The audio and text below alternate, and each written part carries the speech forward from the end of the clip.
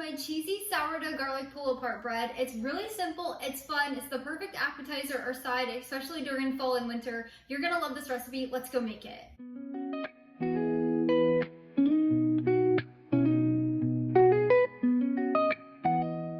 For the full written recipe, you can find it linked down in the description below. Just click the link, it'll take you over to my blog where you can print and save anytime. You'll also find tons of storage tips and serving ideas over there, so definitely go check that out. Before we get started, you're gonna want to feed your sourdough starter. This recipe needs an active starter to help rise the dough. You can head down to the description of this video and I have written instructions on how to do that, as well as a few free resources to help you. To begin making our dough, we're gonna add 1/4 of a cup of fed sourdough starter into a mixing bowl, as well as 1/2 of a cup of water, 1 teaspoon of garlic powder, and 1 teaspoon of salt. I like to use sea salt. And then you're just gonna grab a bread whisk, or you can grab a spoon or a fork, and we're just gonna stir this to combine. Once your sourdough starter is basically combined into the water, if there's a few chunks left, that's completely fine. We're then gonna add in 1½ cups of all-purpose flour. I always like to get an unbleached organic, but you can use any. And then we're just gonna stir this to combine. I love using a bread whisk for making any sourdough bread items. It just makes it so quick and easy to stir together. Now, when your dough is shaggy, it will look just like this. That is exactly what you're looking for. And then you're just gonna take your hands, and if you have a ring, make sure you take it off. And then we are going to use our hands to combine this into a dough ball.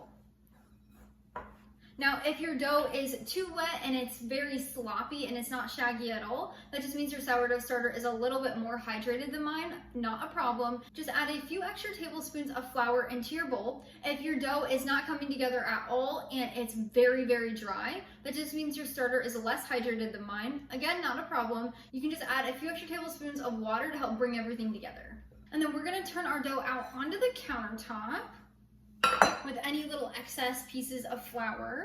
And then we're just gonna knead this dough for 2 minutes on the counter. You can also use an electric mixer with a bread hook, but I like to do it this way. So you're just gonna push and fold, push and fold. And then if you have any excess flour, you can just knead that in during this process. When you're done kneading your dough for 2 minutes, we're gonna place it back in our mixing bowl. I never clean mine out. A lot of people say you have to, I don't. And then you're gonna grab a lid, some saran wrap, or a damp kitchen towel that you have gotten wet and wring out.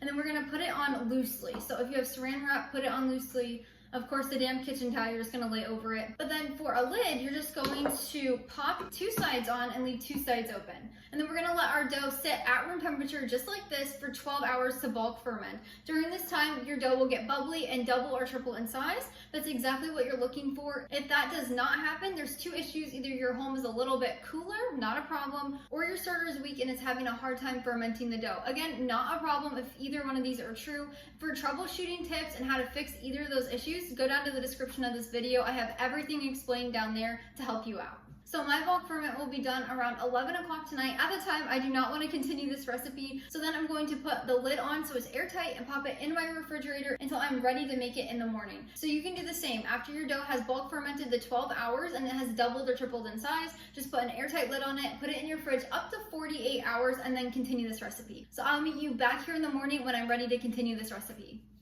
Good morning and welcome back to the kitchen. So our dough bulk fermented last night for about 12 hours, and then I popped it in the refrigerator until this morning until I was ready to continue the recipe. So now you're gonna want to line a 9x3 metal loaf pan with parchment paper. It needs to be metal. If you use ceramic or glass, it's going to cook a lot different in the oven, so you wanna make sure it's metal. And then once you have that covered, we're just gonna set that aside for now. And then we're gonna get our dough uncovered, and you'll want to just punch it down. So that, just push it down basically. This deflates all of the air bubbles for fermentation, and then we can turn it out on our counter.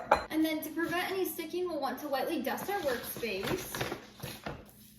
And then we'll divide our dough into 8 equal pieces. You can just eyeball this, or you can use a kitchen scale to make it accurate, but I like to just eyeball mine. What I like to do is I like to push it into a rectangle usually, and then I'll divide it down the middle. There's 2 long horizontal pieces, and then I'll divide each of those into 4.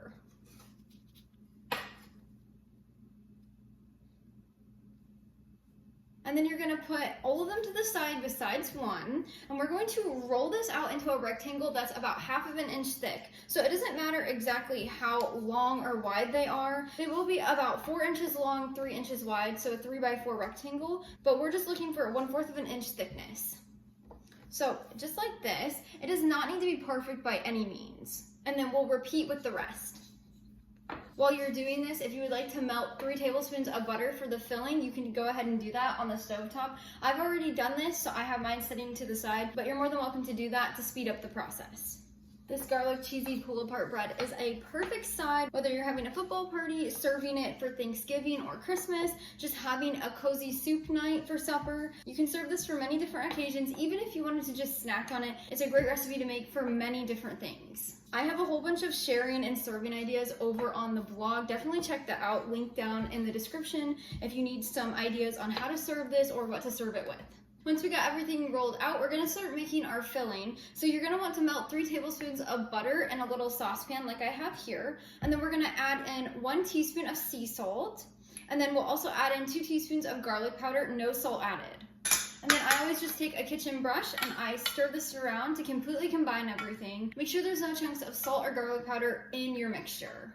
When you have that completely stirred together, you're gonna grab 1 cup of shredded mild cheddar cheese and 1 cup of low moisture mozzarella cheese. Don't use regular mozzarella that's fresh. It'll be too wet and bring out too much moisture and make everything mushy. So make sure you do a low moisture mozzarella. And then I always get a block of each of these and shred them at home. It not only melts way better in recipes, but it also helps eliminate the anti-caking agents that they put in shredded cheese at the grocery store. So you're gonna just set that aside, and then we're gonna begin assembling. So you want to grab our prepared pan, and then 1 piece at a time, we are going to start doing our filling. So first, we are going to brush on our garlic butter mixture. You want to make sure the entire piece of dough is coated. Whenever you put garlic powder and melted butter, you're gonna see that the garlic powder kind of rehydrates and it's gonna be a little thick. That's exactly what you want. And then if you have any extra after you brushed everything, make sure you set that aside. We'll put it on top of the loaf after we shape it. And then once you're done with spreading everything with garlic butter, we are then going to take about a tablespoon of each type of cheese. So you have 2 tablespoons of cheese on each piece of dough. So we're gonna do a tablespoon of cheddar and a tablespoon of mozzarella on each piece of dough. And then if you have a little extra when you're done filling them, you can add more cheese to the pieces that don't have as much, just to use it up. Once you've got all of the cheese added on, we're gonna grab our pan, and then we are going to fold these in half. So just like this, you're gonna pinch the edges. You don't wanna pinch them completely and seal them, so just kind of pinch just like this on both sides, and then you're gonna lay it in your baking pan. So the seam side will be up. So just like this. And then we're gonna do that with the rest of these. Again, just pinch the sides once, and then add it in like a stack, so just like this. If you need to squeeze one in, just push them gently together. But then when you're done, they're gonna look just like this.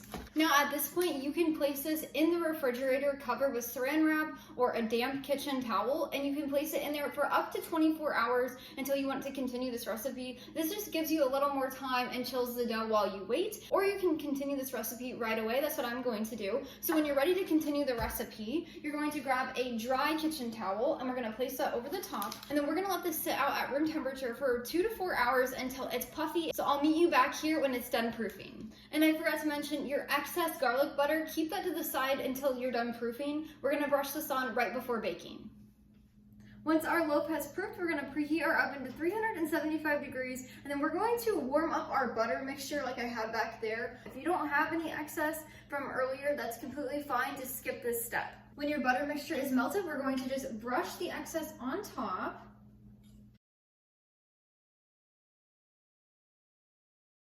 And then once it's done baking, you can add dried parsley on top to give it a little bit of color. And that's how you make my cheesy sourdough garlic pull-apart bread. It is so simple and easy. It's perfect for holidays or a cozy side dish alongside soup. Whenever you're ready to serve it, just pull one out at a time, and that's how you can pull them apart. They are so good. I hope you enjoy it just as much as we do. Until next time, go love your family and serve God one recipe at a time.